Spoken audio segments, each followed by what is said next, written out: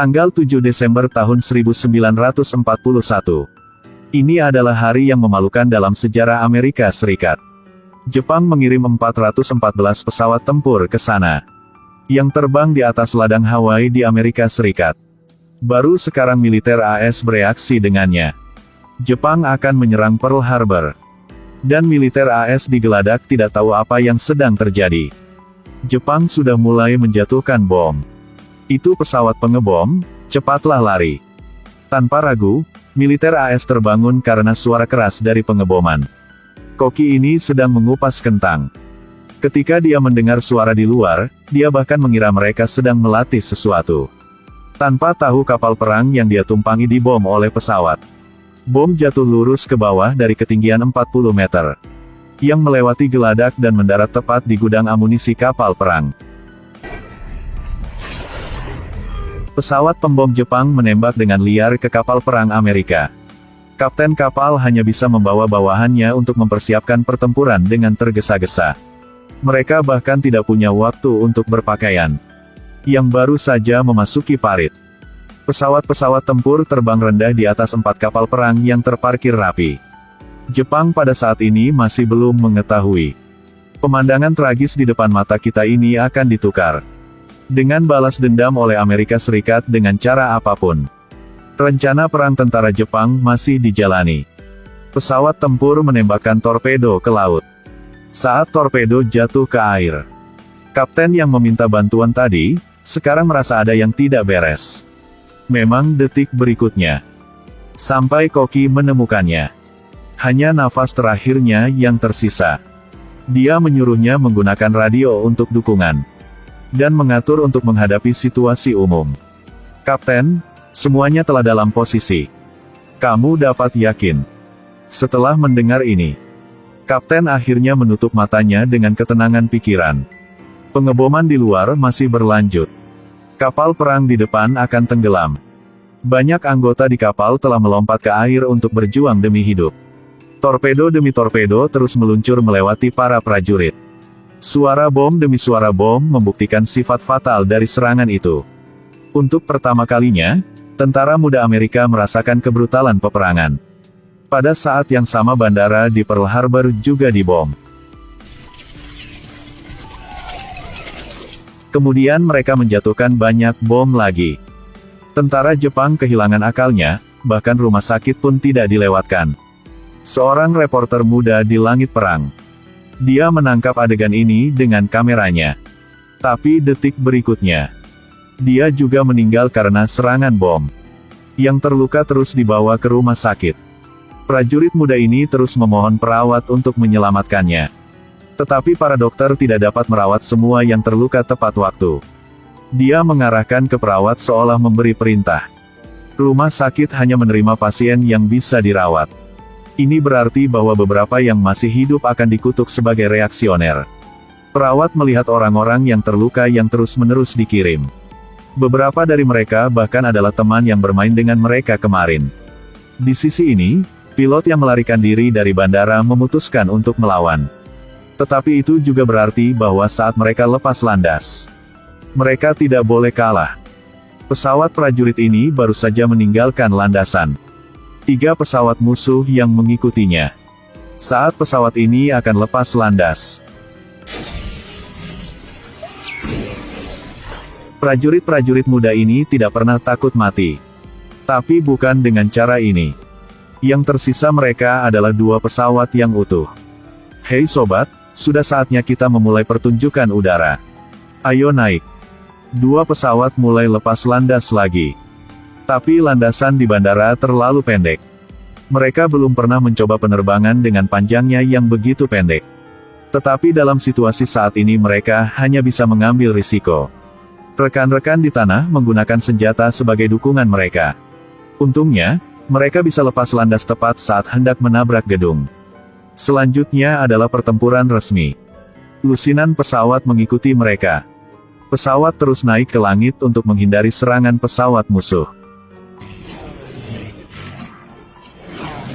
Di bawah kerjasama diam-diam dari keduanya, mereka menggunakan keterampilan hebat untuk menyebabkan pesawat-pesawat tempur Jepang saling menabrak. Dalam pertempuran ini, 2 pilot berhasil menghancurkan 7 pesawat musuh. Di sisi lain, tentara Jepang juga memberi perintah untuk mengakhiri pertempuran. Pearl Harbor setelah pertempuran. Yang selamat diselimuti asap hitam. Mayat orang mati segera menumpuk menjadi gunung. Bahkan tidak sempat untuk bersedih. Setelah perang kejam, lautan kembali ke keheningan mematikan. Mayat di mana-mana. Yang selamat mulai melakukan penyelamatan di laut. Mereka berharap untuk menyelamatkan bahkan nyawa 1 orang. Tapi yang terjadi selanjutnya adalah keputusasaan yang lebih dalam. Ada orang yang selamat yang terjebak di bawah geladak. Kemudian kapal tenggelam. Semakin banyak air di bawah geladak. Bahkan jika orang-orang di luar menggunakan semua kekuatan mereka, mereka tidak bisa membuka dek. Mereka hanya bisa tak berdaya melihat orang-orang di bawah tenggelam. Hidup dan mati telah dipentaskan ratusan kali dalam waktu yang singkat ini. Lebih dari 2.400 orang Amerika kehilangan nyawa mereka. Jepang di sisi lain diam-diam merayakan keberhasilan serangan itu. Tetapi Jenderal Jepang yang mengorganisir serangan itu khawatir. Aku hanya takut melakukan ini akan membangunkan raksasa yang sedang tidur. Kekhawatirannya bukan tanpa alasan. Karena Amerika Serikat lihat serangan itu sebagai penghinaan nasional. Dan mereka pasti akan membuat Jepang membayar mahal. Serangan balik mereka sangat cepat telah dimulai. Pilot sukarelawan memulai pelatihan rahasia mereka. Pelatihan baru saja dimulai. Pilot telah dapat mengeluarkan kabin pesawat. Bahkan garis pandangnya tepat sasaran. Hal ini dilakukan agar lepas landas dapat diselesaikan dalam waktu singkat. Saya meminta semua orang untuk lepas landas di landasan sepanjang 467 feet. Karena jika lebih tinggi dari 467 kaki, Anda akan mati. Sangat cepat. Para prajurit menyelesaikan 6 minggu pelatihan. Mereka segera pergi ke Tokyo. Sebelum pergi berperang, pilot Amerika diminta untuk mempelajari kalimat bahasa Mandarin. Saya orang Amerika. Karena mereka akan mendarat di Cina setelah pengeboman selesai. Akhirnya, komandan memberi tentara item yang sama. Medali persahabatan Jepang. Yang diikat di bom dan mengembalikannya kepada mereka. Mereka bertindak dengan hanya 16 pesawat pembom. Dan Jepang dapat mengirim 300 pesawat tempur ke sana. Ini adalah pertempuran kekuatan yang tidak seimbang. Tapi pertempuran ini terpaksa untuk AS. Ketika mereka berada 200 km dari tujuan yang direncanakan, mereka menemukan kapal perang Jepang. Ini berarti serangan diam-diam mereka dapat diekspos kapan saja. Instruktur harus memberikan perintah untuk lepas landas lebih awal. Tetapi jika mereka melakukannya, ada kemungkinan besar bahan bakar mereka tidak akan cukup untuk ke China.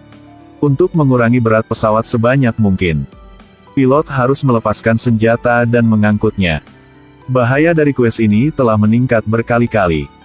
Tapi orang-orang terus melakukannya. Pesawat mereka perlahan mendarat, yang melewati garis pantai dan menyeberangi cepat menuju Tokyo, Jepang. Amunisi dilemparkan ke gudang senjata Jepang dengan kemarahan Amerika. Ke pangkalan militer mereka. Bangunan militer yang dibanggakan Jepang telah berubah menjadi reruntuhan. Jepang cepat bereaksi. Pesawat AS di atas menyerang balik. Untuk menghindari serangan artileri anti-pesawat Jepang, pesawat Amerika harus terbang lebih tinggi. Mereka dengan cepat meninggalkan Jepang setelah menyelesaikan misi. Tapi saat keberangkatan, pesawat mereka kehabisan bahan bakar dengan sangat cepat. Pesawat terpaksa mendarat di daerah yang diduduki orang Jepang. Begitu mereka mendarat, sekelompok tentara Jepang mendengar suara itu dan datang. Kedua belah pihak saling tembak-menembak sengit. Tentara AS bertempur sampai mati. Tembakan cepat membunuh seorang tentara Jepang. Tetapi pada akhirnya mereka tetap ditangkap oleh tentara Jepang. Agar tidak menjadi tawanan perang. Seorang Amerika, ketika mereka tidak memperhatikan, dia mengambil senjata. Dia menembak tentara Jepang.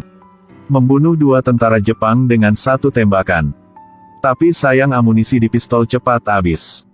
Saat ini rekan-rekannya membantunya memblokir bom Jepang. yang beri tentara kesempatan untuk melawan. Dia mengambil kesempatan untuk mengambil granat Jepang dan melemparkannya. Ledakan itu menewaskan beberapa tentara Jepang. Mereka telah berhasil melakukan serangan balik. Tapi rekan-rekannya meninggal. Di luar pesawat tentara yang pulang. Apakah orang yang mereka cintai menunggu? Tunangan rekan yang dikorbankan itu juga menunggu di luar.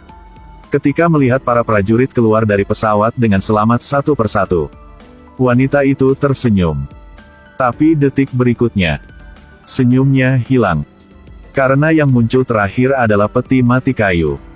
Di dalam terkubur sisa-sisa kekasihnya. Perang ini akhirnya mengubah jalannya Perang Dunia Kedua. Setelah Perang Dunia Pertama, Amerika Serikat tentu saja bergabung dalam Perang Kedua. Jepang seperti yang mereka prediksi. Yang membangunkan raksasa yang sedang tidur dirinya sendiri. Kunjungan Biden ke Jepang. CCTV 6 telah menyiarkan film perang terkenal Pearl Harbor ini. Sejarah tidak pernah terlupakan. Itu seperti peringatan. Ada juga pahlawan yang tewas dalam perang itu.